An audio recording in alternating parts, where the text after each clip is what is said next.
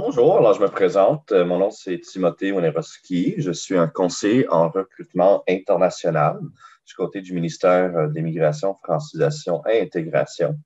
Et je serai accompagné de mon collègue Simon Landry, qui est un conseiller en immigration régionale, alors CRI et CIR, qui travaille pour la direction régionale à Montréal, qui aurait d'autres informations pertinentes à vous partager aujourd'hui. Merci. José?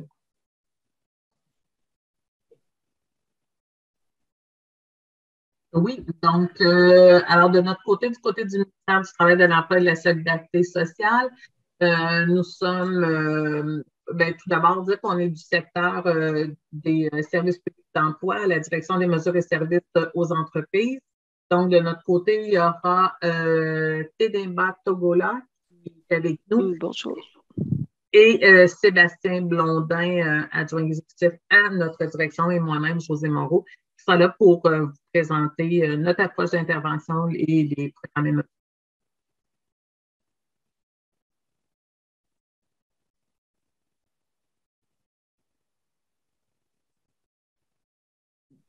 Donc, parfait. Alors, écoutez, moi, je vais commencer tout d'abord par situer un peu notre approche d'intervention. Donc, effectivement, le secteur des services publics d'emploi offre des services, que ce soit au niveau des individus, des gens en recherche d'emploi ou des services aux entreprises. Aujourd'hui, on est là vraiment pour parler des services qui sont offerts aux entreprises. Donc, pour notre intervention, on a une approche d'intervention qui s'applique. Donc, l'approche d'intervention est appliquée dans l'ensemble de cette région. On a près de, ça dépend des périodes, là, mais disons plus ou moins 250 conseillers aux entreprises qui interviennent dans les 17 régions du Québec. Donc, ces conseillers et agents des services aux entreprises possèdent une expertise au niveau de l'information sur le marché du travail et au niveau de la gestion des ressources humaines. Donc, le travail des conseillers, c'est d'exercer un rôle conseil auprès des entreprises et d'intervenir pour favoriser un équilibre sur le marché du travail.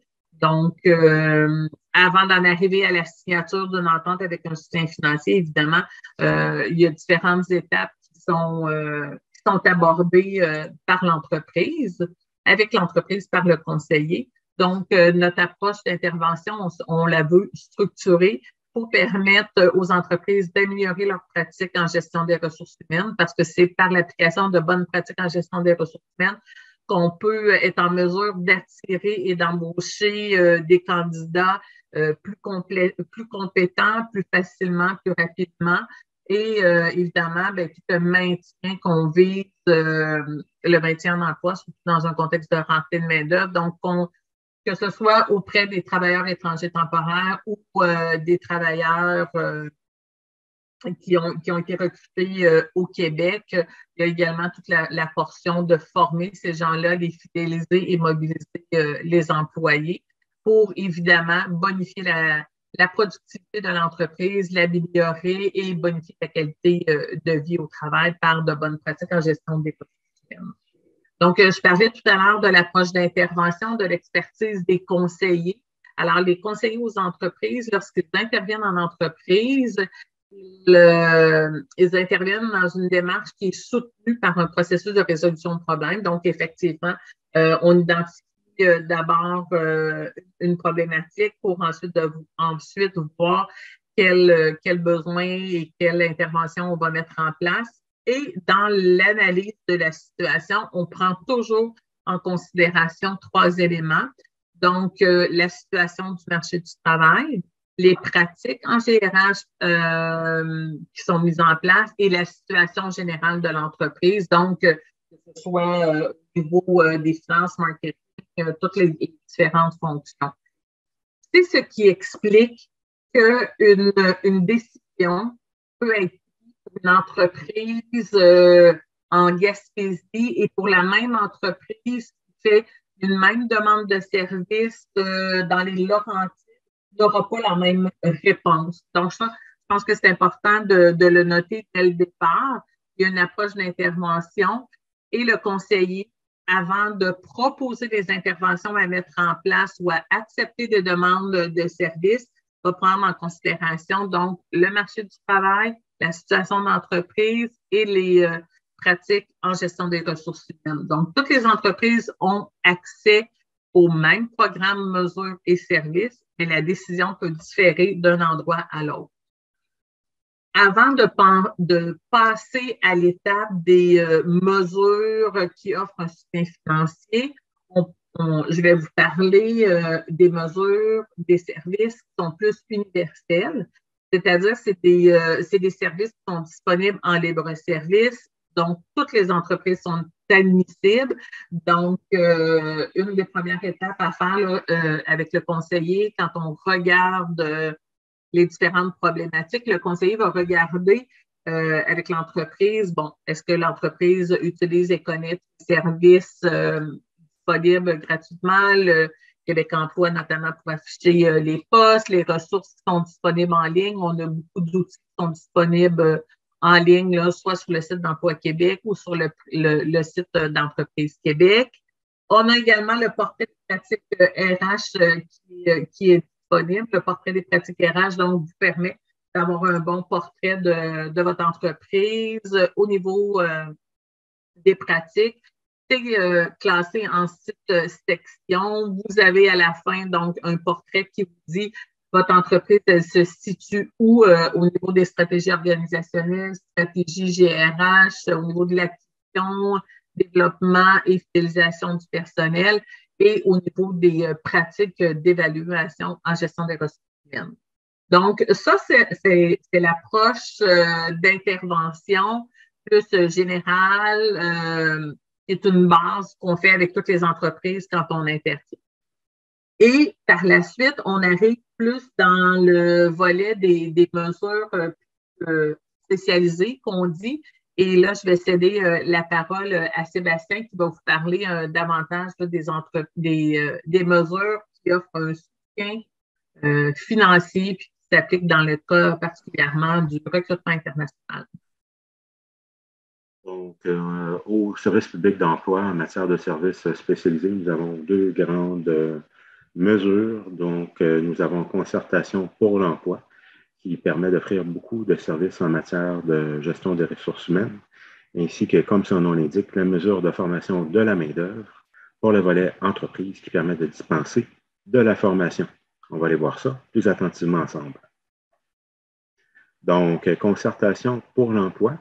Donc, pour le volet intervention d'entreprise, nous avons du soutien à la gestion des ressources humaines, du coaching et développement des habiletés de gestion. Plus tard, ma collègue Teneba vous présenter en détail tout ce qui est soutien au recrutement pour la mobilité de la main-d'œuvre internationale et interprovinciale. Et il y a aussi de la stabilisation d'emploi, mais peut-être moins applicable dans le cas présent, puisqu'on vise essentiellement la prolongation de la saison de travail dans le cadre de l'emploi saisonnier. Ce qui risque davantage de vous intéresser, ça va être tout ce qui est soutien à la GRH et le coaching, développement des habiletés de gestion. On peut penser notamment ici à des politiques d'accueil, des outils d'accueil, notamment dans un contexte de gestion de la diversité ethno-culturelle, par exemple. Donc, concertation pour l'emploi. Donc, bien sûr, vous offrir, à titre d'employeur, une aide pour recourir à des services spécialisés, à de l'expertise, pour traiter des problèmes de GRH. Et on vise essentiellement la PME. Donc, ce volet regroupe 3 activités. On a bien sûr un diagnostic qui dresser un bon portrait de la situation et notamment le portrait des pratiques RH abordées tout à l'heure par José nous aide là-dedans. Vous avez, c'est un intrant important, il y a l'aide à la mise en place d'un service de gestion de ressources humaines, si ce n'est pas déjà fait au sein de votre entreprise, et les mandats de consultation. Donc, le diagnostic, donc, on fait le tour de l'ensemble de la fonction, là, de la fonction ressources humaines, pour dresser un portrait global afin d'établir de manière plus éclairée, établir des problématiques à résoudre et voir quels sont les éléments qu'on peut mettre en place sur la base d'un plan d'intervention. Aide à la mise en place d'un service En ressources humaines, donc, bien évidemment, c'est de mettre en place un département des ressources humaines pour venir supporter les autres fonctions de l'organisation qui vont jouer un rôle en matière de GRH. Le mandat de consultation, bien, en fait, ça nous permet de déclencher le recours à un type de subvention pour avoir recours à un spécialiste en GRH. Donc, ça peut être de la planification stratégique, ça peut être de revoir la structure salariale de l'entreprise, etc. Donc, offrir par le biais de cette intervention-là vraiment des interventions structurantes pour développer une autonomie à long terme et améliorer ses pratiques. Le soutien au recrutement, donc j'avais cédé la parole à Ténéba. Donc là, on s'en va dans le un peu plus concret. En fait, si vous le voyez bien, on s'inscrit un petit peu en amont là, du ministère de l'Immigration avant de passer la parole à Ténéba pour regarder globalement la fonction RH. Comment ça se porte chez vous? C'est quoi le portrait à faire? C'est quoi les solutions à mettre en place? Si vous décidez d'aller recruter à l'international, ben là, on peut vous soutenir, puis il y a des mesures pour vous. Je passe la parole à Ténéba. Oui, alors comme mes collègues le disaient tantôt, tout ça, ça s'inscrit dans le cadre d'une approche d'intervention, donc en concertation avec l'employeur. Et une fois que l'employeur a décidé d'aller recruter pour pallier à sa pénurie de main-d'œuvre dans des régions autres que sa région d'origine ou même dans des provinces autres que sa province d'origine, il peut bénéficier d'un soutien au recrutement sous forme d'une subvention. Donc, on va commencer par ce qu'on appelle le soutien au recrutement, mobilité de la main-d'œuvre et mobilité interprovinciale. Donc, il s'agit pour l'employeur, lorsque l'employeur doit s'éloigner donc de sa région d'origine, comme je vous le disais, pour aller chercher des candidats compétents, il peut bénéficier d'une aide et il s'agit également pour un travailleur potentiel qui vit dans une autre région, une autre province, de faciliter sa relocalisation. Donc, cette personne qui est en situation de chômage, qui occupe un emploi précaire, un emploi sous-qualifié, peut quitter sa région pour rejoindre le Québec et son employeur, dans ce cas-là, peut bénéficier de subventions. Alors, de quoi il s'agit exactement? Donc, tout premièrement du soutien au recrutement, à savoir une subvention qui est liée à des frais que l'employeur paierait pour aller recruter en dehors de sa région. Donc, frais liés à son déplacement, son hébergement, son repas, etc.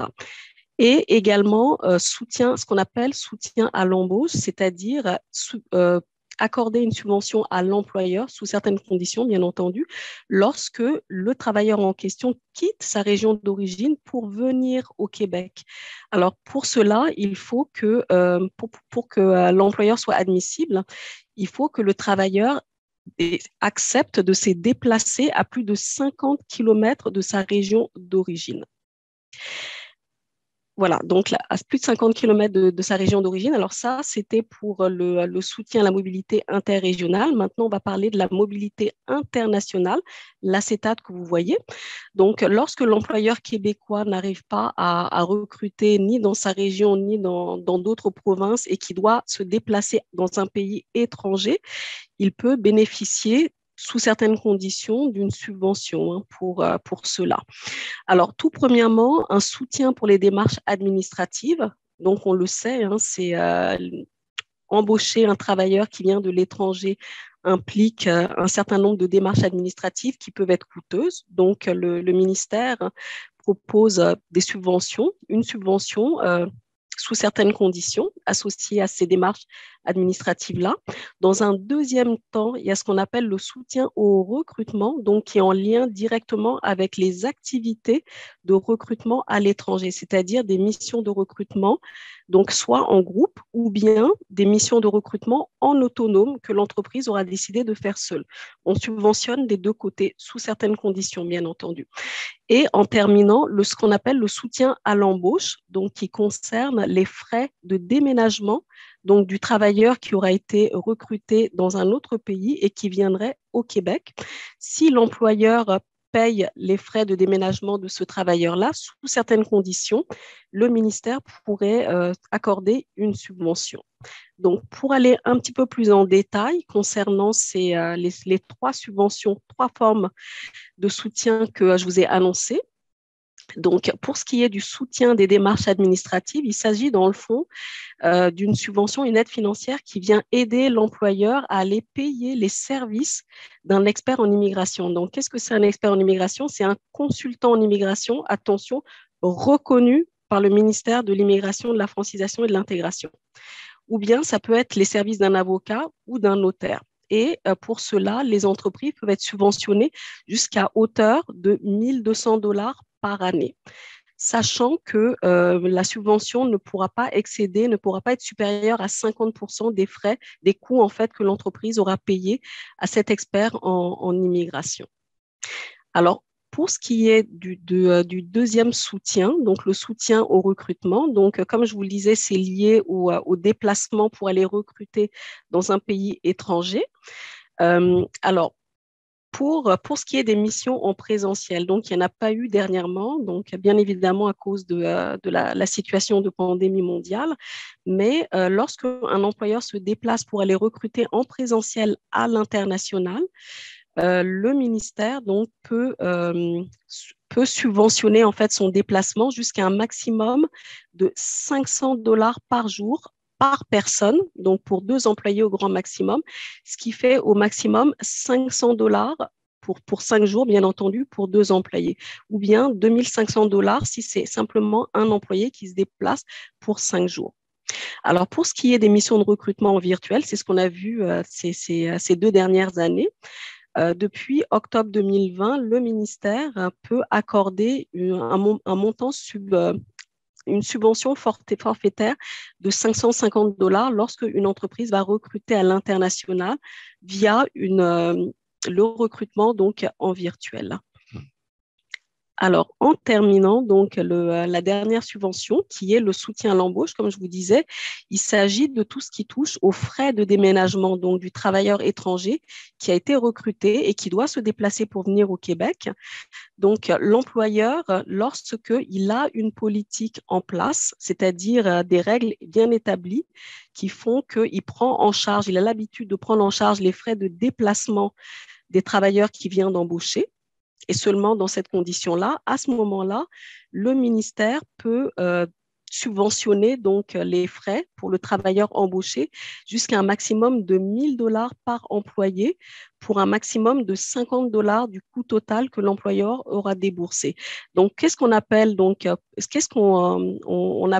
frais de déménagement? C'est ce qui touche les frais de déménagement, donc la compagnie de déménagement des biens, transport des biens et les frais de transport de la personne. Alors, voilà ce qui conclut donc le soutien au recrutement à l'international. Puis, je vais céder la parole à mon collègue Sébastien pour la suite. Merci de votre attention.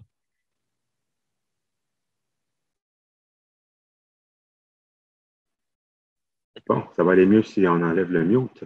Oui. Alors, voilà.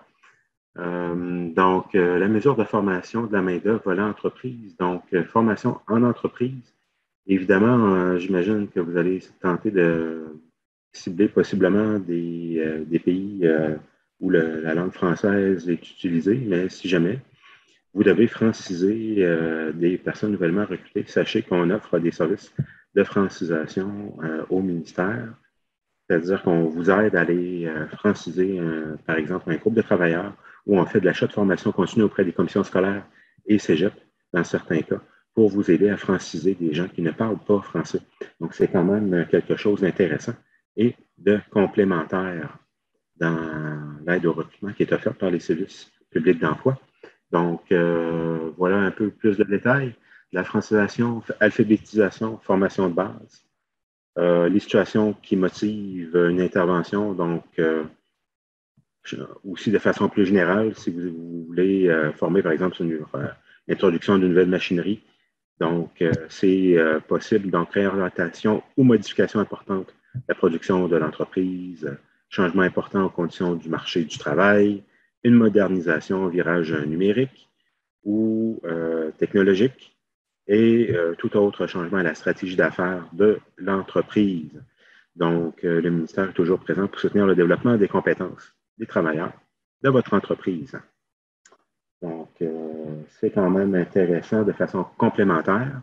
Maintenant, vous avez sans doute à l'esprit, avant qu'on passe à la période des questions, comment rejoindre un conseiller aux entreprises des services publics d'emploi, du ministère du Travail, de l'Emploi et de la Solidarité sociale par l'entremise du localisateur des bureaux de Service Québec à l'adresse que vous voyez.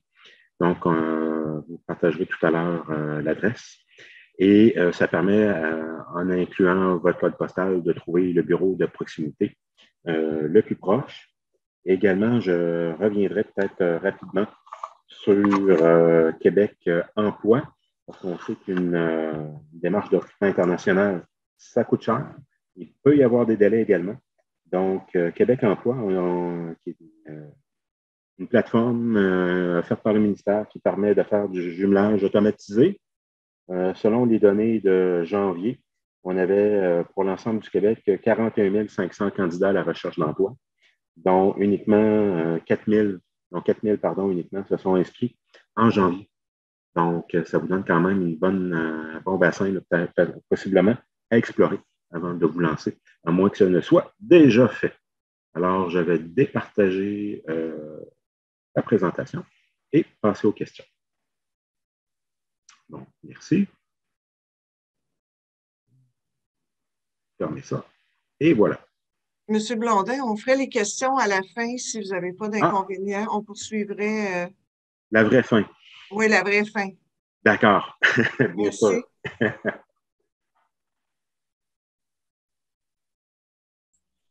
Donc, bonjour tout le monde. Je vais me présenter Simon Landry, conseiller en immigration régionale. Et je vais vous parler en quinzaine de minutes là, sur les services qui sont offerts par le ministère de l'Immigration. Contrairement à ce que vous venez de voir avec le MTES, le MIFI n'a pas de programme de financement envers les différents programmes en immigration. Par contre, ce que nous, on offre de l'accompagnement des entreprises et différentes aussi mesures là, qui vont vous faciliter la vie à travers vos demandes là, de recrutement à l'international et de recrutement de personnes issues de l'immigration. Donnez-moi juste un instant, je vais vous partager mon écran. Voilà. Et voilà. Parfait. Donc, depuis 2018, le ministère de l'Immigration a commencé son déploiement en région.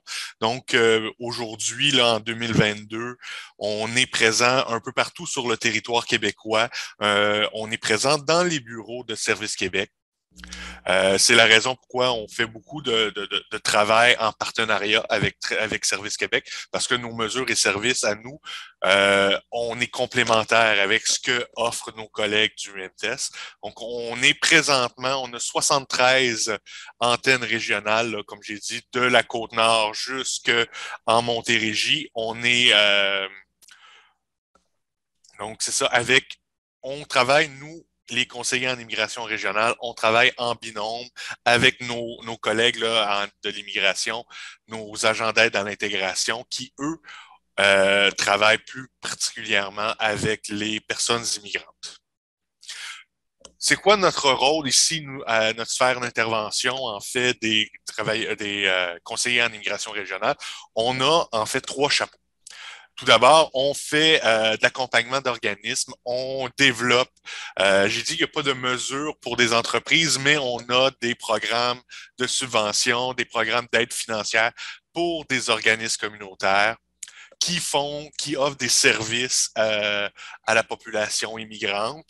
En fait, nos 2 grands axes de financement, c'est le programme justement d'accompagnement de ces personnes immigrantes-là, mais aussi notre programme d'accompagnement des communautés. Donc, on travaille sur la personne immigrante, mais aussi sur les communautés d'accueil pour les rendre plus favorables à l'intégration des personnes immigrantes et de les préparer. On va offrir des formations aux différents soit à des entreprises justement par le partenariat et que ce soit pour offrir des outils aussi aux OBNL pour mieux accompagner cette clientèle-là qui ont des besoins particuliers par rapport à la population d'accueil.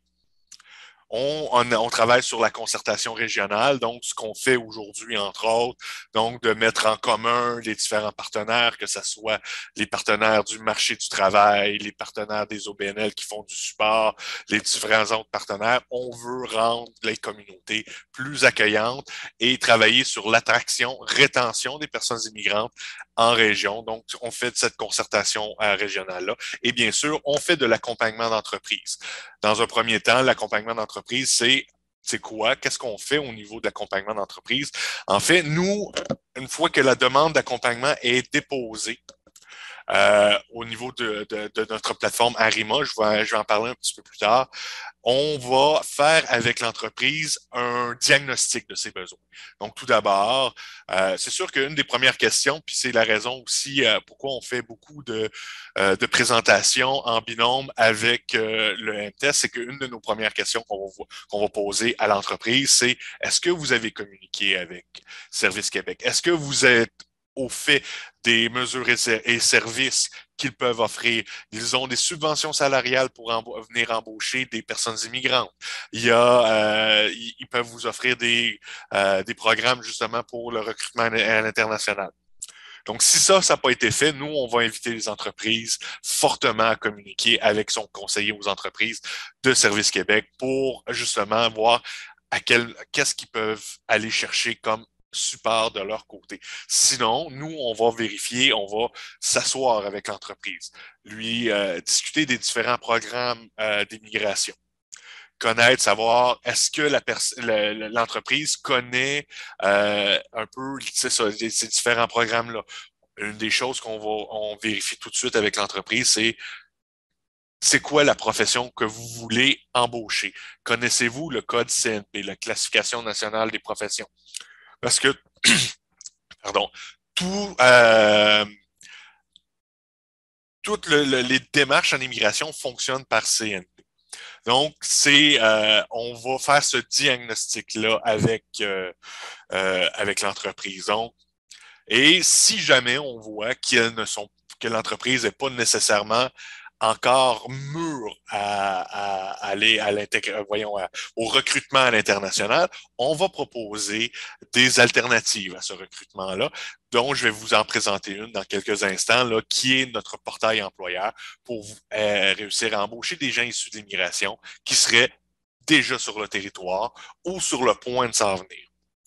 Et donc, parmi ça, donc, on fait le référencement des entreprises qu'ils ont besoin. Donc, s'ils ont déjà des personnes immigrantes à leur emploi, puis ils ont besoin de support, que ce soit du support au niveau de la francisation en entreprise ou si c'est de la francisation individuelle pour ces travailleurs, on va faire ce référencement-là aussi.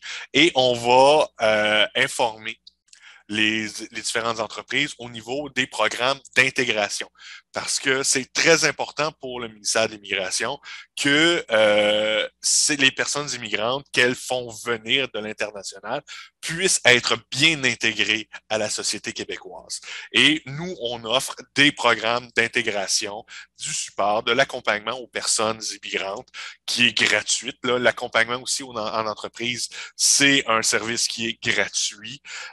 Donc, c'est tout ça. Justement, une fois qu'on a fait ce diagnostic-là, on a présenté nos différents supports et au moment où on voit, puis on détermine que l'entreprise est mûre pour passer au recrutement international, on va faire notre référencement vers notre service spécialisé en recrutement international et en rétention des talents. Timothée va faire cette présentation-là dans quelques instants aussi. J'ai parlé tout à l'heure que nous travaillons en binôme avec l'agent d'aide en intégration, qui lui aussi est avec nous dans les bureaux de Service Québec. Qu'est-ce que font des AAI? Ils font une évaluation des besoins de la personne immigrante. Elle va leur créer un plan d'action individualisé en fonction du projet de vie de la personne immigrante et en fonction de ses besoins. Si la personne vient sur le territoire québécois avec sa famille, mais on va prendre en considération les besoins de la famille aussi. Chaque individu de la famille va recevoir son propre plan d'action. Je vais justement en parler du plan d'action dans quelques instants. Et bien sûr, ils font avec la personne immigrante, elles font un peu la liste des besoins de la personne. On n'ira pas, on ne fait pas d'accompagnement direct de l'apporter à la clinique si elle a des besoins, de l'amener au bureau de Service Canada ou de Service Québec. On va faire du référencement vers nos partenaires en intégration sur le territoire donné, et c'est eux vont faire cet accompagnement-là plus poussé. Et effectivement, on fait un suivi auprès des personnes immigrantes parce que les besoins évoluent dans le temps. Je donne souvent l'exemple d'une famille qui arrive, le besoin d'une des personnes est peut-être plus en emploi. Sa première idée, c'est je veux me trouver un emploi. Donc, lui, on va lui offrir ses besoins en emploi, mais l'autre personne dans le couple aura peut-être plus des besoins au niveau des enfants. Donc, bon, l'emploi, ça va venir en deuxième. On veut trouver une école pour les enfants. Je veux développer un cercle social pour bien m'intégrer. L'emploi va venir en deuxième plan. Donc, l'agenda d'aide à l'intégration va prendre ça en considération. Qu'est-ce que c'est notre programme en intégration? C'est le programme Accompagnement Québec.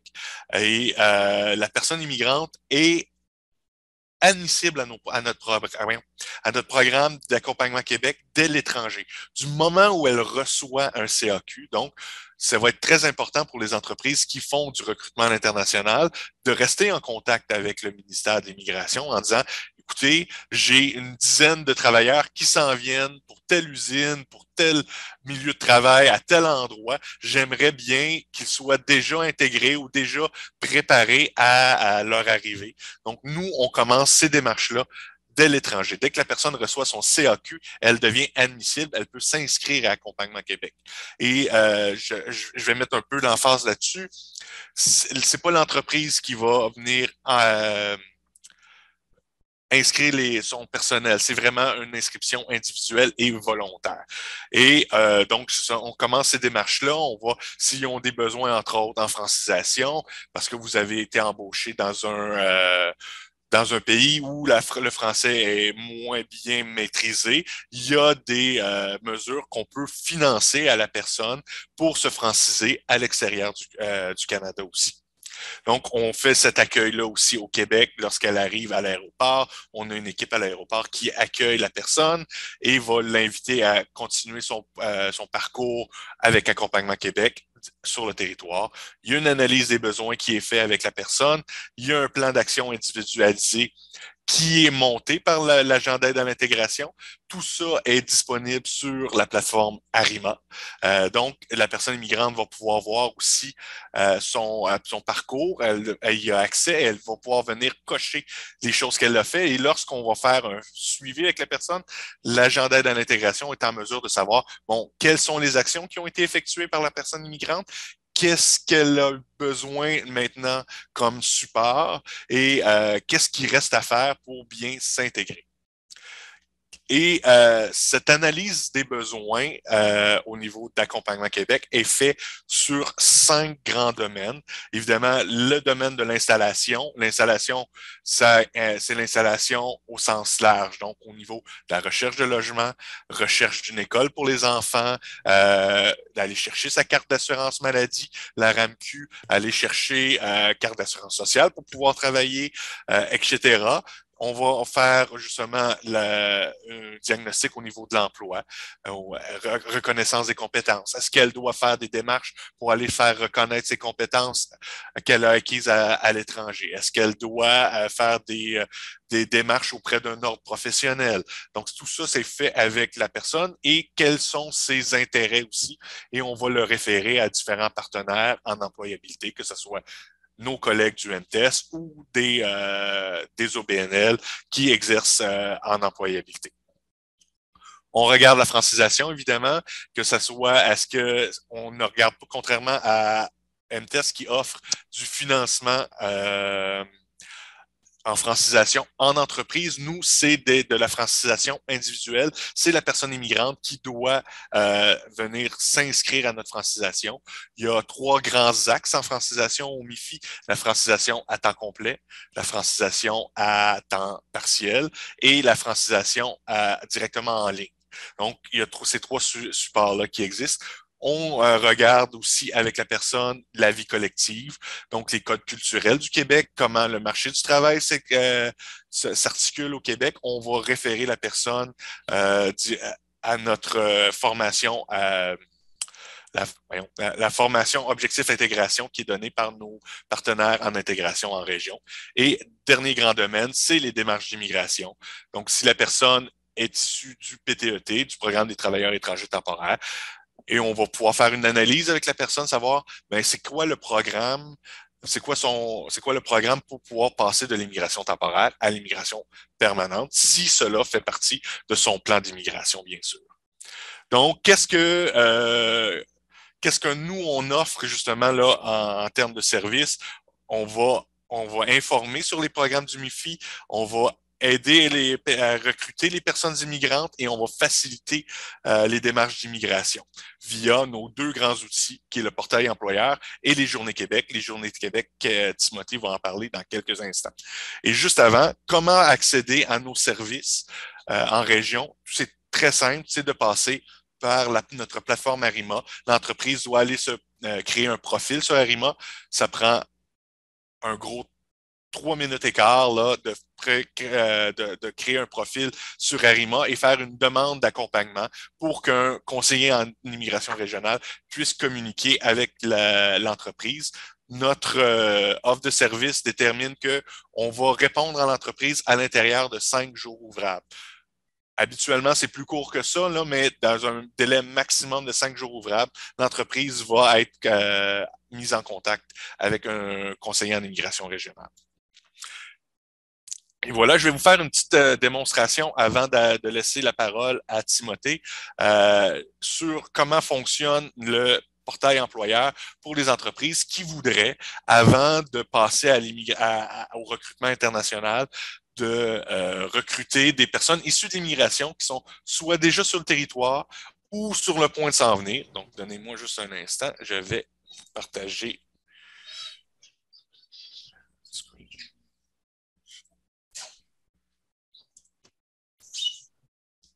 Okay.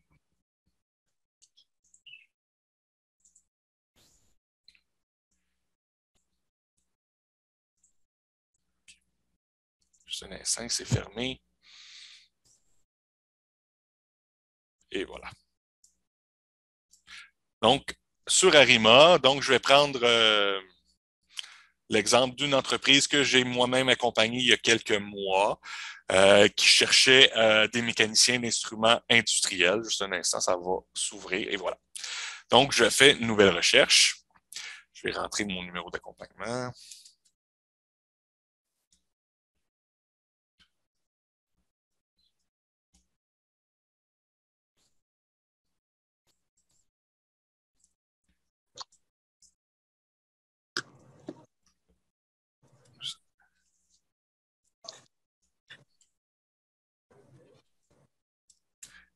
Donc, et voilà. Oh, ça passe. Alors. Le 24, et voilà. Et je ne trouve pas. Donc la compagnie cherchait des mécaniciens, qui est le CNP 2243. Non. Alors, fini. Ça y parle. Donc, nous, on retrouve directement sur la plateforme Arima 2324 personnes qui sont soit sur le territoire québécois ou sur le point de s'en venir, qui auraient les critères pour être embauchés comme mécanicien d'instruments industriels. Par contre, si on va affiner un petit peu la recherche, on va demander, avant de passer à travers toutes les étapes que Timothée va nous parler un petit peu tantôt pour obtenir une EINT, on voudrait voir est-ce que la personne a un permis de travail ouvert, donc peut être embauché comme n'importe quel autre travailleur. Donc, je vais faire cette recherche-là en ajoutant le critère du permis de travail ouvert. Rechercher. Donc, ça me donne ici, j'ai 21 personnes qui sont prêtes à travailler, qui ont un permis de travail ouvert, donc qui sont déjà sur le territoire québécois et peuvent travailler comme techniciens, mécaniciens d'instruments industriels. Et on peut aller à une étape plus loin aussi, justement, en regardant, est-ce que ces personnes-là, ces 21 personnes-là, sont près de mon entreprise? Donc, avec ça, on va ici voir résidence au Québec. Dans les zones postales, on va demander, tout simplement en regardant, en déplacement en voiture, 60 minutes autour de mon entreprise, c'est acceptable comme temps de déplacement. Je vais faire une recherche. Le système va venir me donner directement les codes postaux qui sont situés à 60 minutes de route autour de mon entreprise. Et je fais rechercher. Donc là, ici, on voit quel territoire qui va être couvert. On va l'enregistrer. Et on va rechercher à nouveau.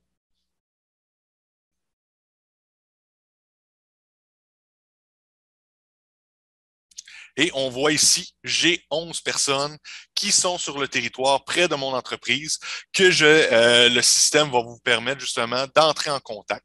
La façon que le portail employeur fonctionne, tout simplement, c'est que vous allez faire un premier contact avec les candidats en leur disant « Voici, mon entreprise est intéressée à vous embaucher dans tel domaine. » Et si la personne est intéressée, elle va accepter votre invitation et ça va libérer ses coordonnées à l'intérieur et vous allez pouvoir rentrer en contact et faire justement votre démarchage et votre embauche si jamais la personne vous intéresse. Donc, et ça, c'est une façon de faire pour alternative au recrutement international. Mais si jamais vous êtes rendu là, vous avez fait toutes vos recherches, vous trouvez toujours pas de personnel et vous voulez passer au recrutement international. Donc là, je vais passer la parole à mon collègue du recrutement international et de la rétention des talents pour vous parler du recrutement international. Merci.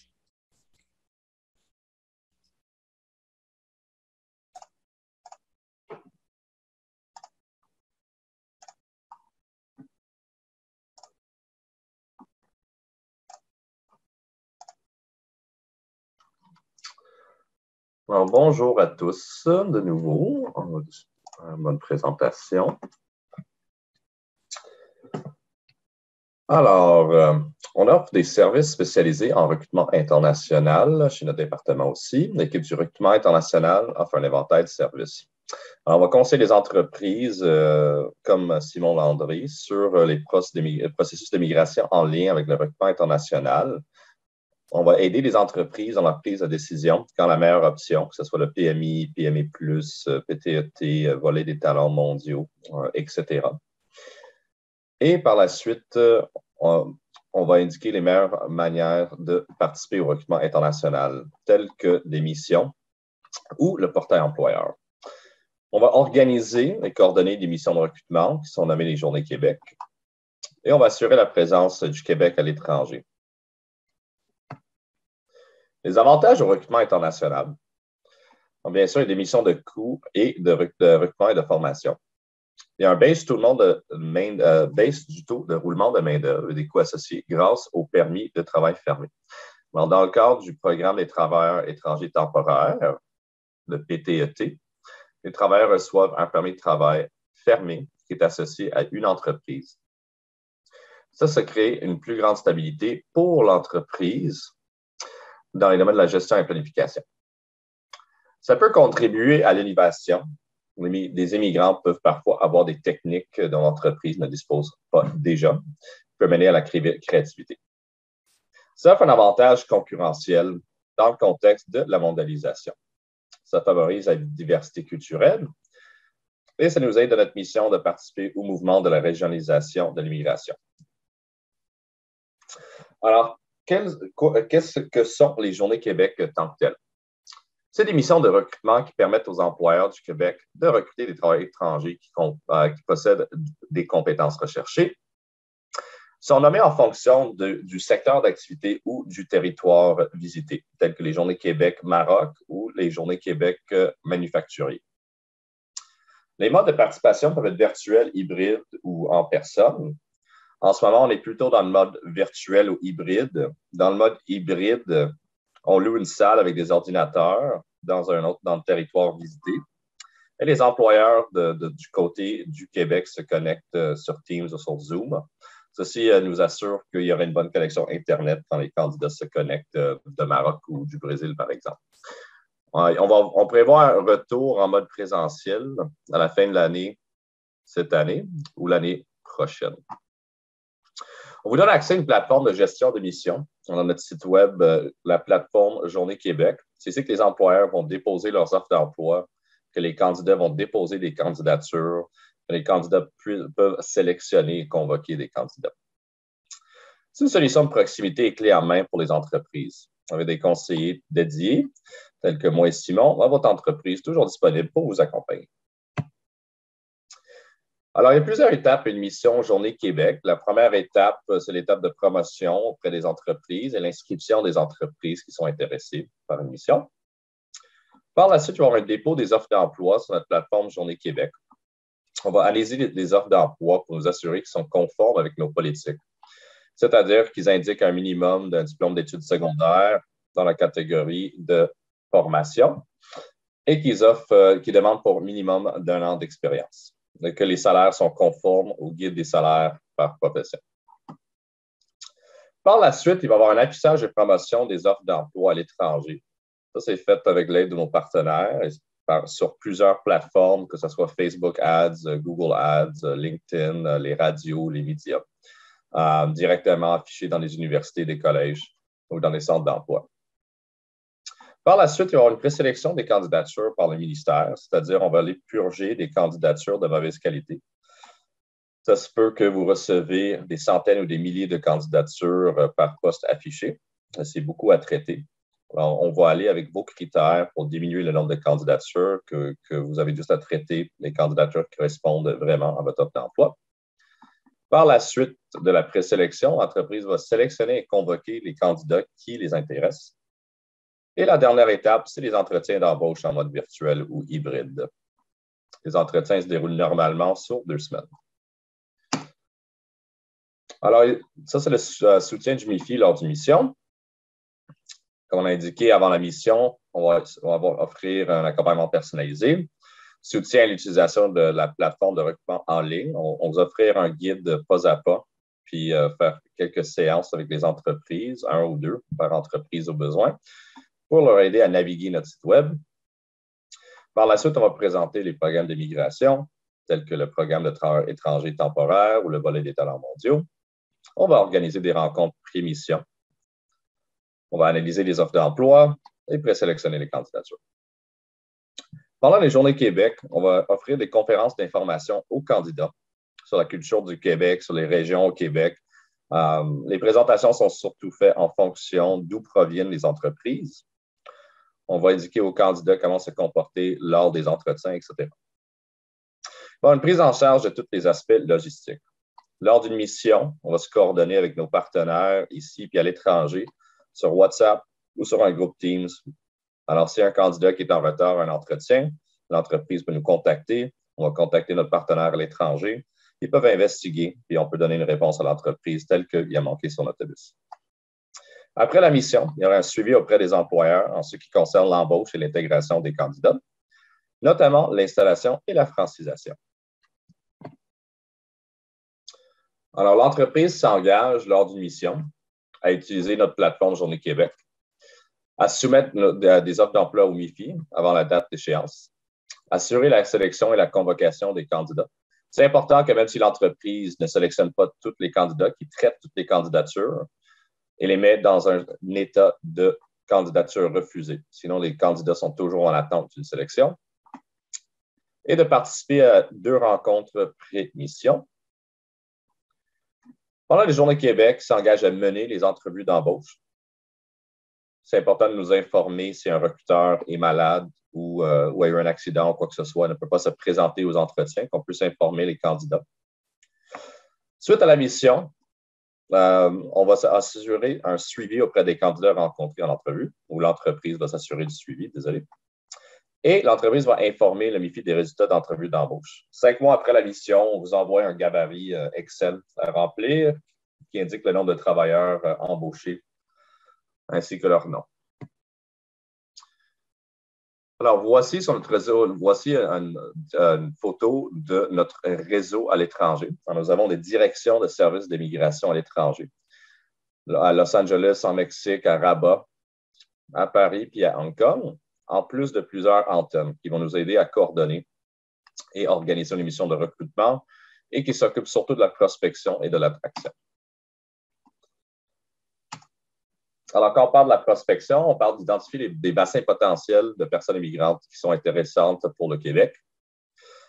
On va cibler des nouveaux partenariats et développer des nouvelles collaborations avec ces partenaires.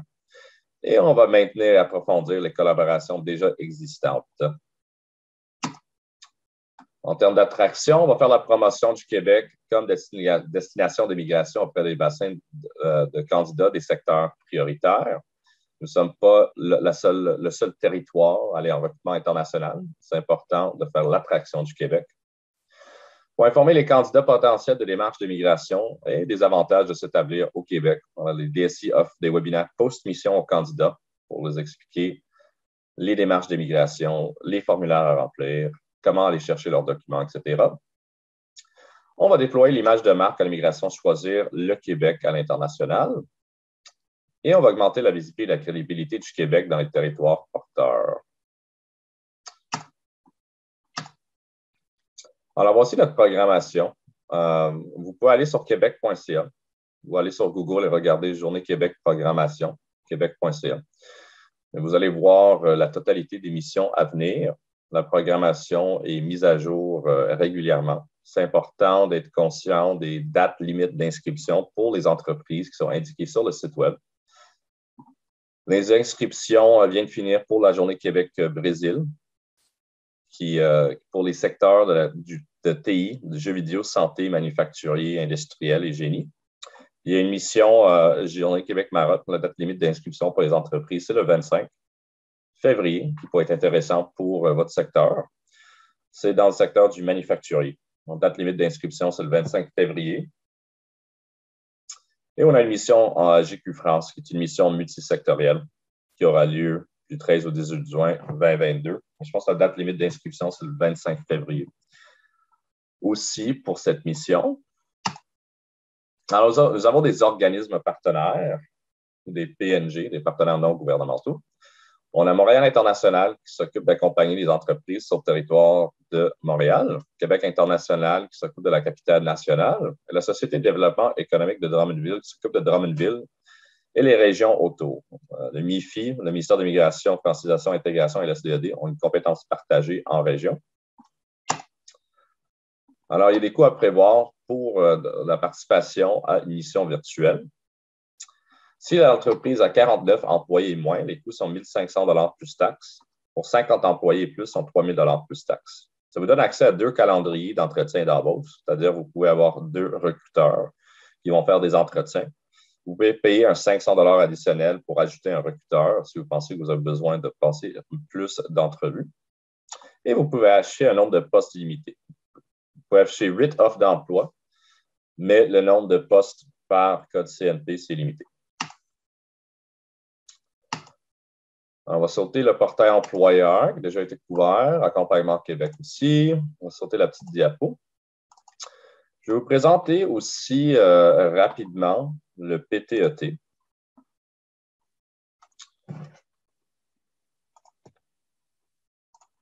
Alors, c'est une autre présentation ici. On va sauter là-dedans. OK, parfait.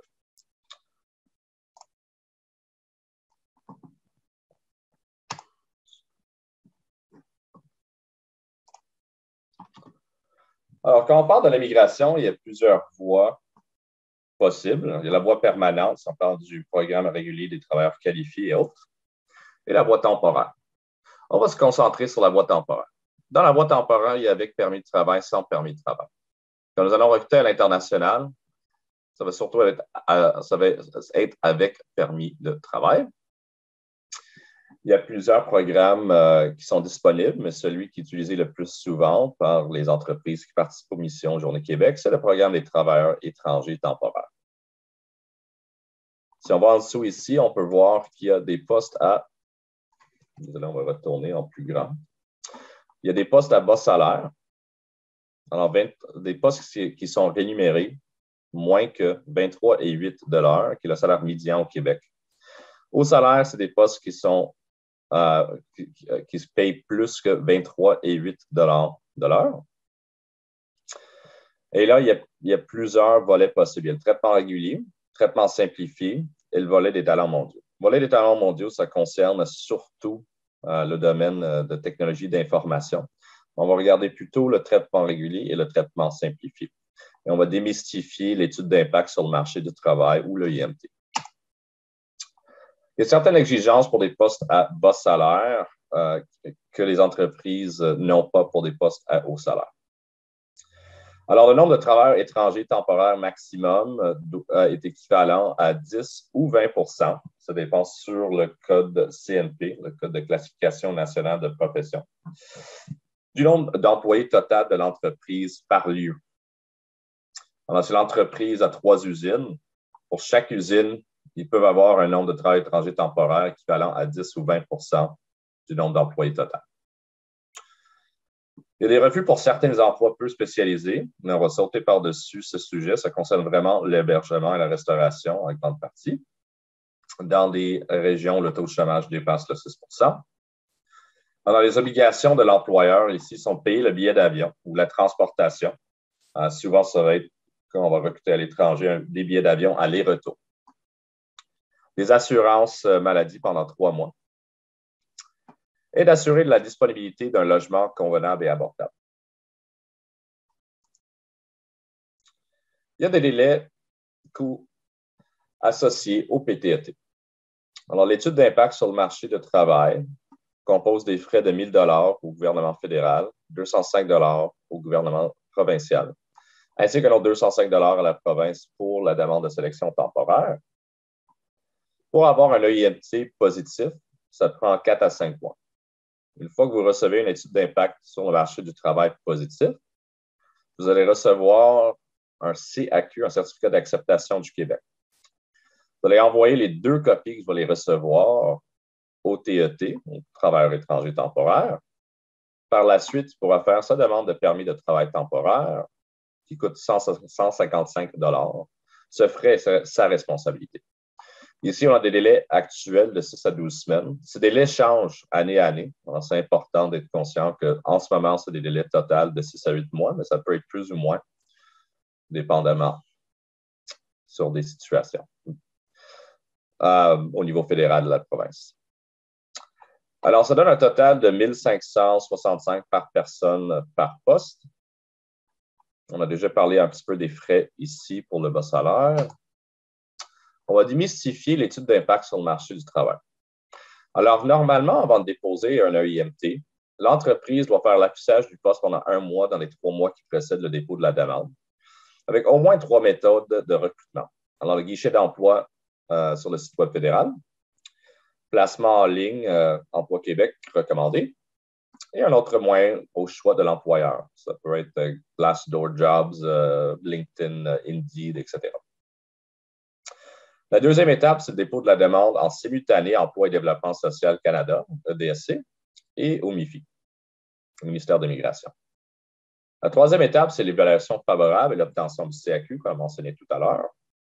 Dans la présentation qui vous sera transférée après la présentation, vous allez voir les procédures, des liens pour les procédures pour le bas salaire et le haut salaire et traitement simplifié. Il y a quelque chose appelé la liste de traitement simplifié. Certaines postes qui sont en pénurie au Québec peuvent se prévaloir du traitement simplifié. Ça veut dire que vous n'avez pas besoin de faire l'affichage des postes et que vous pouvez suivre la procédure pour le haut salaire et pas être obligé de payer les billets d'avion aller-retour, les assurances pendant 3 mois et trouver le logement abordable et convenable. Il y a un passage du statut temporaire au permanent qui est intéressant. Ça s'appelait le programme de l'expérience québécoise, le PEQ. Ça s'applique pour les emplois de niveau 0 A ou B de la classification nationale de profession. Alors, des emplois de niveau 0 A ou B, normalement, demandent un diplôme, c'est des postes qualifiés. Les niveaux C et D, c'est des postes peu spécialisés. Ils ne demandent normalement pas un diplôme.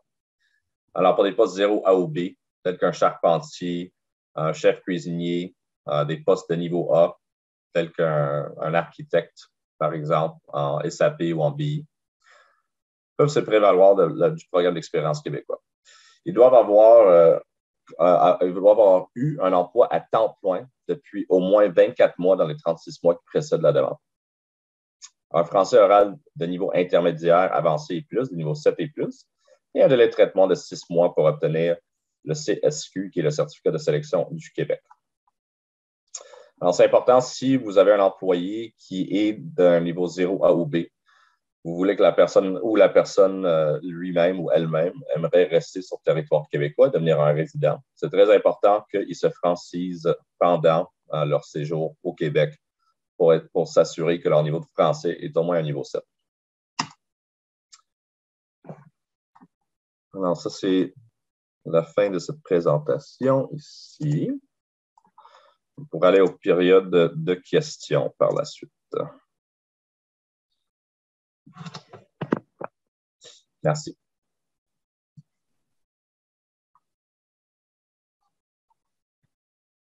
Dans le chat, je ne vois pas de questions. Est-ce qu'il y a des gens qui ont des questions ou trop de questions qu'on ne sait pas quoi poser? C'est possible aussi. C'est toujours soit un bon signe ou un mauvais signe. Soit c'est extrêmement clair, ou c'est extrêmement pas clair. On va espérer que c'est clair. Tout est clair. OK. Ah, il y a une main de lobby. Je voulais savoir, est-ce que quelqu'un pourrait parler de l'augmentation à 20 là, pour les travailleurs étrangers temporaires non qualifiés là, dans le domaine du plastique? Mm-hmm. Alors, juste aller sur, donnez-moi 2 secondes.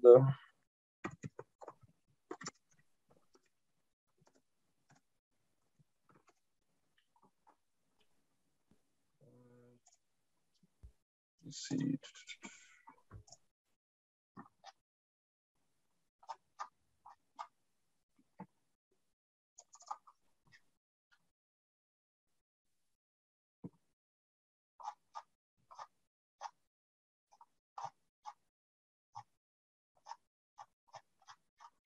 Okay. Ça me prend peut-être 1 ou 2 minutes. Peut-être que je peux vous répondre après la rencontre, mais je peux vous contacter ou vous me contacter après la rencontre. Il faut que je retourne sur le site web fédéral. C'est pas par code CNP, le 20 Okay. C'est par secteur et codifiant.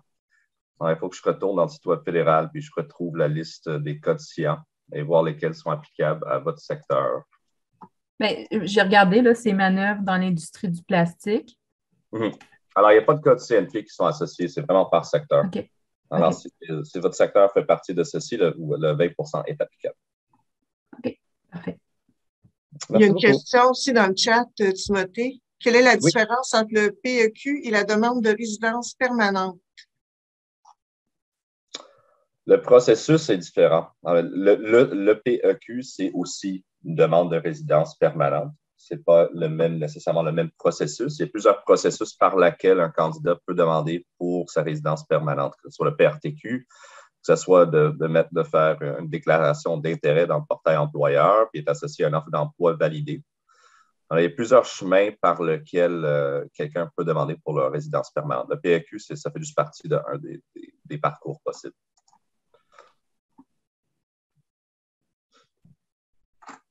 Bonjour. La question peut-être pour M. Tim. Dans la dernière partie de votre présentation concernant ce qui m'intéressait le plus, moi, c'était les permis de travail pour les travailleurs étrangers temporaires. J'ai vu, il y avait une partie à 1 000 205, 205, puis ensuite de ça, 6 mois. Il y a une partie là-dedans qui va au fédéral. Pouvez-vous... est-ce que c'est ça que j'ai bien compris? Parce que j'ai souvent l'impression qu'au on commence au provincial, on nous envoie au fédéral, puis après ça, on revient au provincial. C'est tout ça Mais l'histoire? pour tout ce programme, c'est vraiment le PTET, le programme de travail étranger temporaire, c'est un programme qui est associé au Québec. C'est pour ça que c'est un programme qu'on utilise beaucoup. Et pour ceci, on ne va pas vous renvoyer vers le fédéral. C'est ça, il y a des analyses du dossier qui sont faites aux deux niveaux du gouvernement. Mais lors d'une mission de recrutement, il y a quelques instants pendant lesquels vous allez être en contact avec le fédéral. Un, c'est le dépôt de l'EIMT et l'autre, c'est du côté du candidat quand lui fait ses démarches d'immigration. Mais en termes de l'EIMT, c'est un document que vous allez remplir.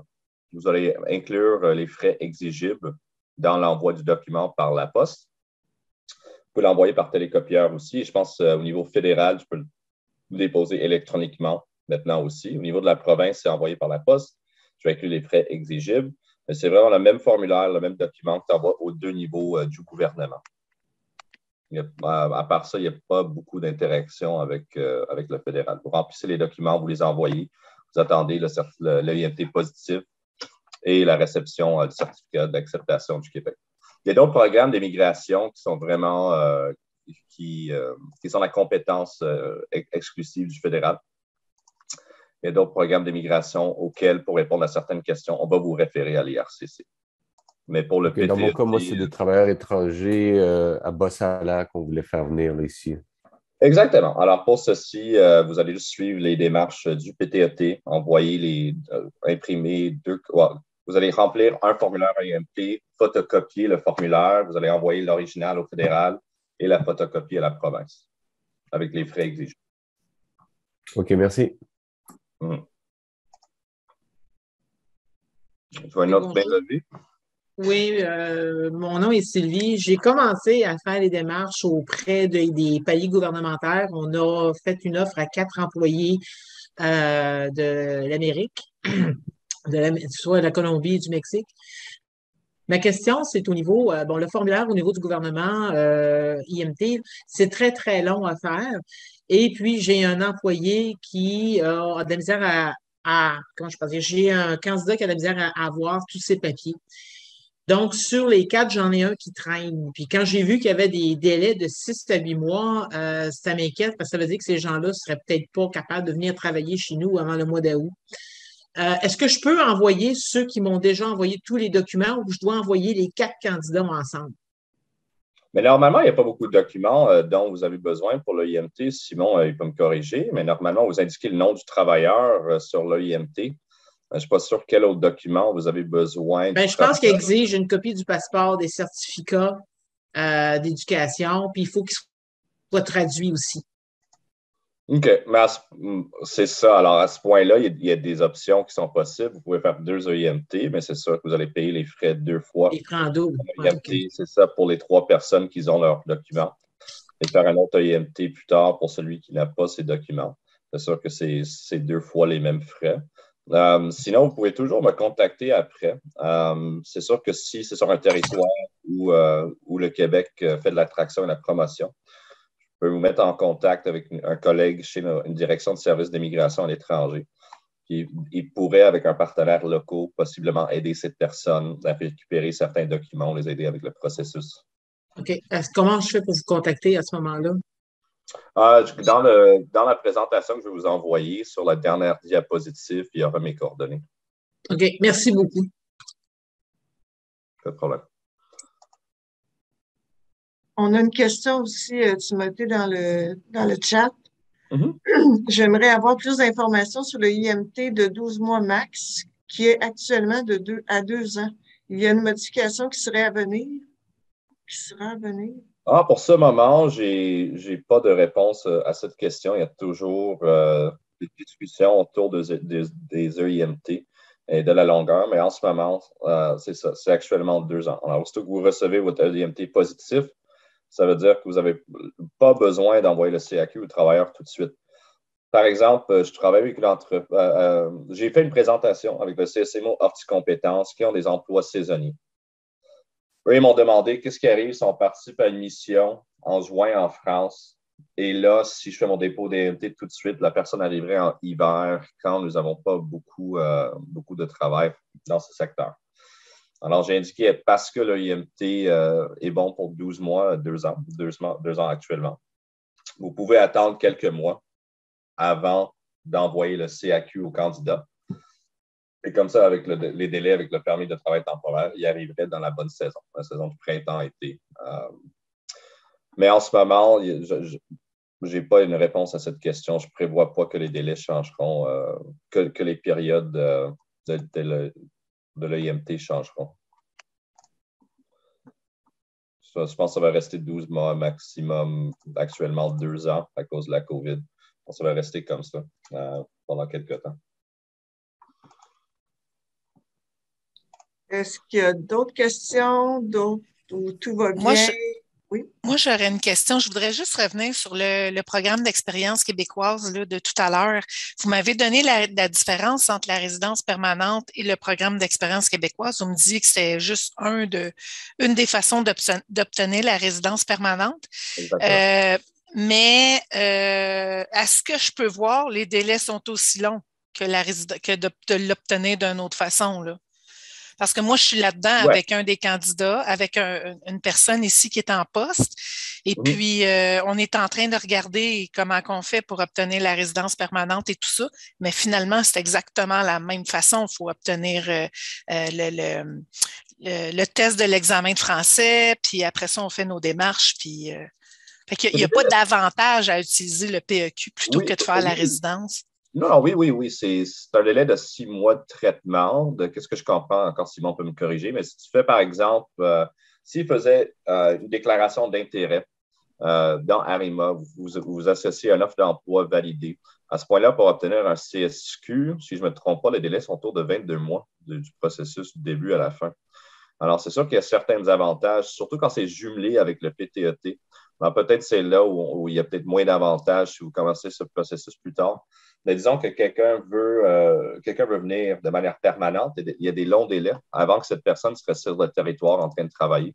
Avec le PTET, cette personne peut arriver ici en 6 à 8 mois, commencer à travailler et pas attendre 2 ans pour obtenir leur résidence permanente par autre moyen, par exemple, avant d'être sur le territoire et commencer à travailler.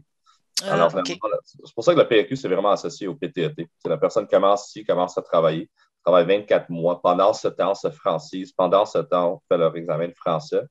Et quand, après le 24 mois, fait immédiatement leur demande dans le cadre du PEQ pour obtenir un CSQ. OK.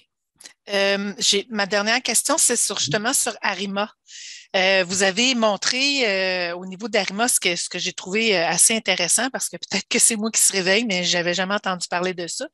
Puis là, vous cliquez là, sur comment on peut voir combien il y a de personnes qui répondent, mettons, aux besoins de l'entreprise. Est-ce qu'on peut se rendre directement à obtenir le CV du candidat? Oui. Tout à fait.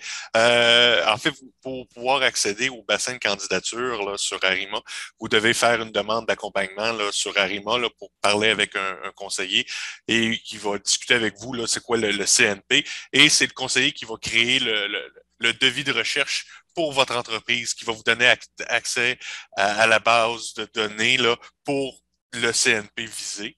Et là, vous allez pouvoir, là, justement, avec vos critères, déterminer un certain nombre de personnes et vous allez pouvoir voir son CV.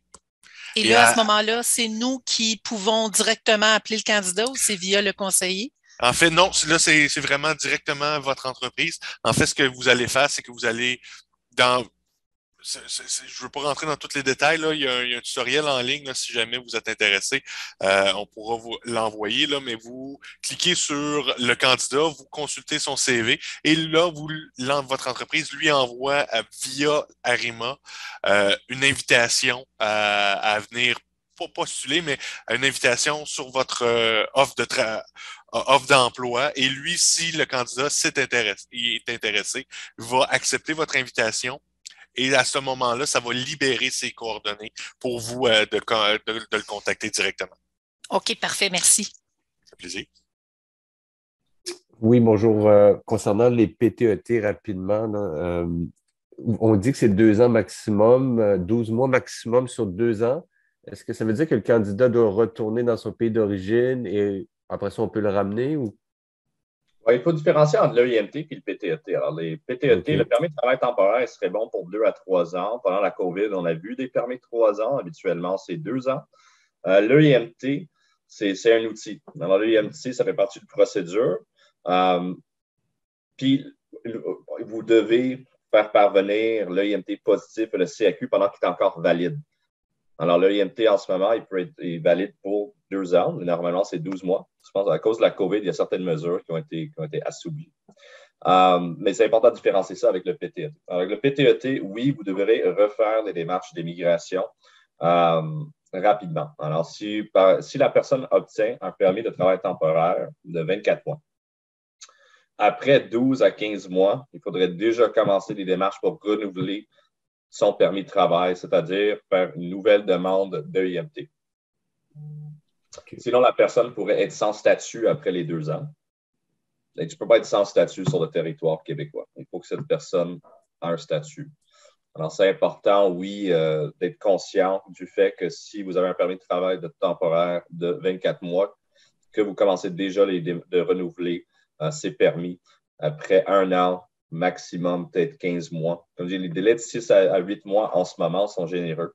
C'est possible que les délais soient plus longs et il faut prévoir ceci. Alors, par exemple, si les délais sont 10 mois et vous avez vous avez déposé votre 2e EIMT pour la même personne. OK. Quelqu'un, donc, un PTET, il peut rester sur le territoire québécois, travailler pour nous pendant près de 2 ans, finalement. C'est 2 ans. On voit des travails temporaires de 3 ans, mais habituellement, c'est 2 ans. À cause de la COVID, on a vu certains permis de 3 ans qui ont été octroyés. C'est pour ça que le PEQ, c'est un outil qui est très intéressant pour des postes de niveau 0 A ou B dans la classification nationale de profession.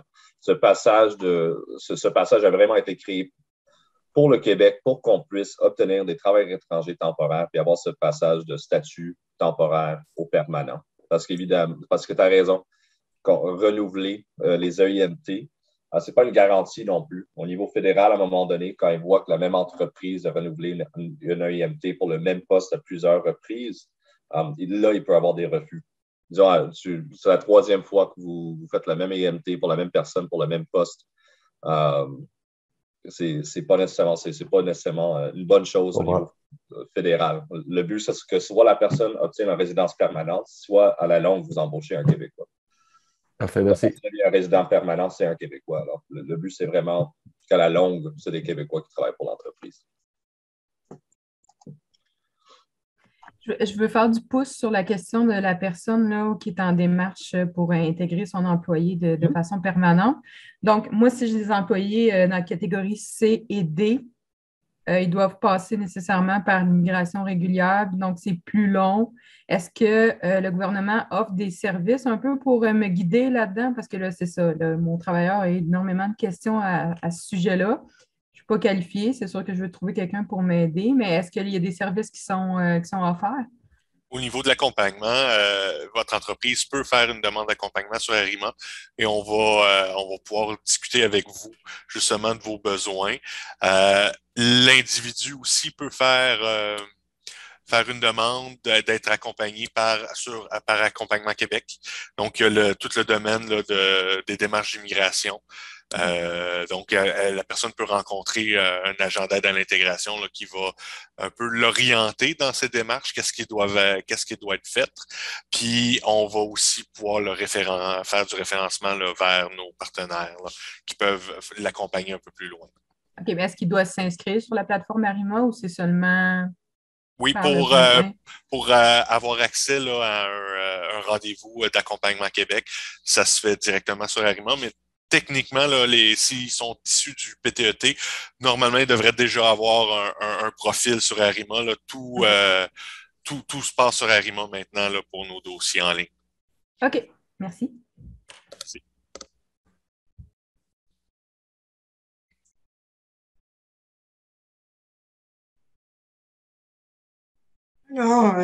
Pardon, je crois que les questions sont terminées.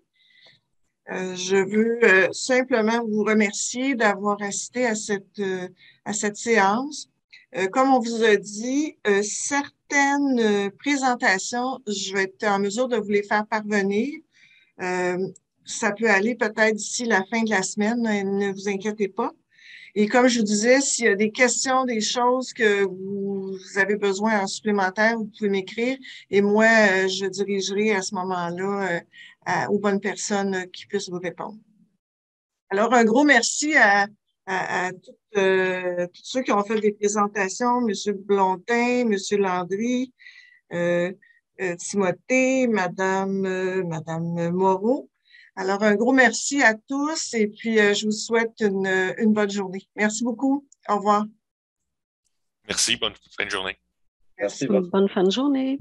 Merci beaucoup. Merci.